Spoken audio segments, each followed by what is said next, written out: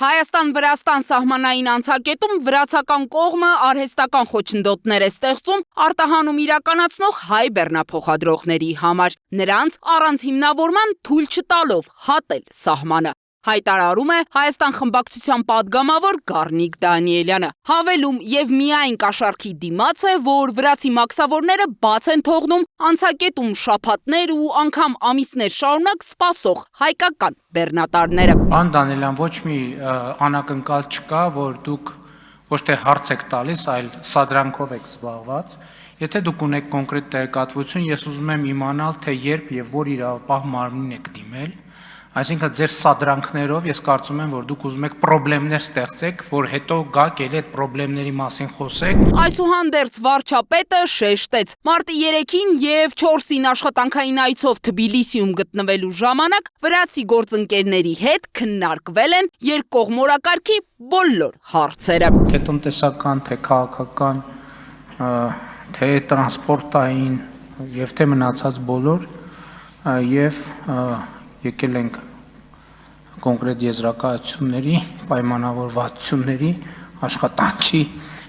հետագա կազմակերպման համար։ Հայ-վրացական քննարկումների համատեքստում կառավարության ղեկավարը ի պատասխան քաղաքացիական պայմանագիր խմբակցության падգամավոր Շիրակ Թորոսյանի հարցի տեղեկացրեց, որ իր այցի շրջանակում վրացական կողմին մանրամասներ է ներկայացրել նաև հայ-ամերիկյան թրիփ նախագծի իրագործման վերաբերյալ։ Փաշինյանի գնահատմամբ Հայաստանում, Ադրբեջանում եւ Վրաստանում պետք է գերիշխի այն գաղափարը, որ մեր տարածաշրջանում պետք է արագ եւ ապահով անցման հնարավորություն ստեղծել տասնյակ հազարավոր տոննաների հասնող բեռների համար, որոնք այժմ լոգիստիկ ճանապարհներ են փնտրում։ Խոսքը վերաբերվում է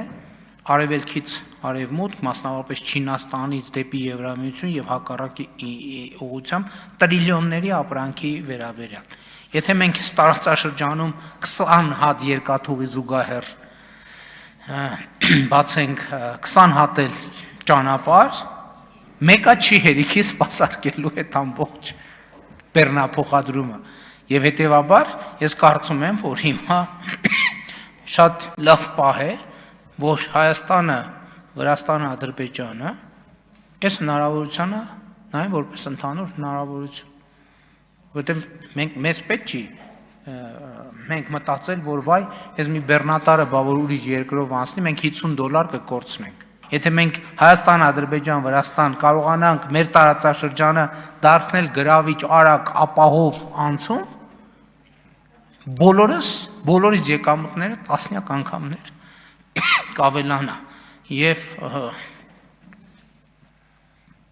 վստահ կարող եմ ասել, որ վրաց մեր գործընկերները այս նույն ընկալումը ունեն։ Հաջորդիվ էստաֆետը վերցրեց Հայաստան խմբակցությունից Ագնեսա Խամոյանը, վկայաբերելով Հայաստանի արտաքին հետախուզական ծառայության վերջին զեկույցն ու Միացյալ Նահանգներ, Իսրայել, Իրան պատերազմի հետևանքով Հայաստանի առջև ծառացած անվտանգային մարտահրավերները, Խամոյանը Փաշինյանին ու նրա թիմակիցներին մեղադրեց երկրի հիմնահարցերը թողած, ցուցադրաբար կարկանդակ ուտելու ու նախընտրական ակցիաներ անցկացնելու համար։ Ինձ ասում եք պերաշկի ենք ուտում, ձեզնից չի երևում, որ ինչ-որ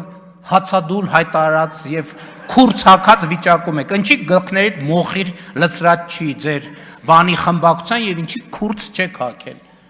Կամ ինչի չեք ինքնահրկիզվում ընդհանրապես, ես չեմ հասկանում։ Ինչ վերաբերում է հարևան Իրանում ստեղծված վիճակին ու դրանից բխող Հայաստանի ներքին ու արտաքին ուղղությամբ քայլերին, ապա վարչապետը նշեց. Իհարկե մենք շատ ցավում ենք Իրանի Իսլամական Հանրապետությունում եւ շուրջը տեղի ունեցող իրադարձությունների մասին, արտահայտել ենք, արտահայտում ենք։ Մենք Իրանում ծավալվող իրադարձություններից մի օր առաջ ենք անվտանգության խորհրդի նիստ ունեցել, մի օր հետո ենք անվտանգության խորհրդի նիստ ունեցել, նախորդ այդ նույն շաբաթը պաշտպանության նախարարը այցով եղել է Իրանի Իսլամական Հանրապետությունում, արտաքին հետախուզական ծառայությունն է ձեր ասած զեկույցը, անվտանգության խորհրդի ներքո բավական երկար ժամանակ գործում է միջգերատեսչական աշխատանքային խումբ, այդ աշխատանքային խումբը 3 չի ստեղծվել, նախորդ օրը չի ստեղծվել, Իրանում նախկինում ծավալված իրադարձություններից առաջ է ստեղծվել եւ այդ աշխատանքային խումբը գործում է ամենօրյա ռեժիմով, ոչ թե մի շաբաթ է գործում, այլ ամիսներով ամենօրյա ռեժիմով գործում է։ Օրենսդիր գործադիր մարմինների հարցուպատասխանի ժամանակ Արարատ Միրզոյանը եւս անդրադարձավ Մերձավոր Արևելքում ստեղծված լարված վիճակին ու արտգործնախարարության անելիքներին, հատկապես Հայաստանի Հանրապետության այն քաղաքացիների մասով, որոնք հարկադրաբար մնացել են տարբեր քաղաքներում՝ Դուբայից մինչև Քուվեյթ, Շրի Լանկա ու Բահրեյն։ Տրանսպորտային տեղափոխության կազմակերպումը ընկերություններ գտնելը,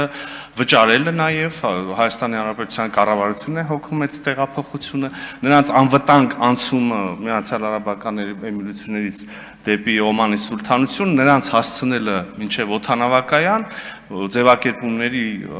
կազմակերպում, իհարկե նաև թռիչքների թույլտվությունների ստացումը արտաքին գործերի նախարարության կողմից են կազմակերպել որոշ դեպքերում ավիաընկերությունների հետ բանակցելով եւ այլն, եւ հետո արդեն քաղաքացիները կարող են այդպես վերադառնալ, արդեն 3 եւ այսօր տեղի ունեցած թռիչքներով 110 Հայաստանի Հանրապետության քաղաքացի է վերադարձել, վաղնել է դրված թռիչք, հաջորդ օրն էլ, դրա հաջորդ օրն էլ իհարկե նաև մեծ հավանականությամբ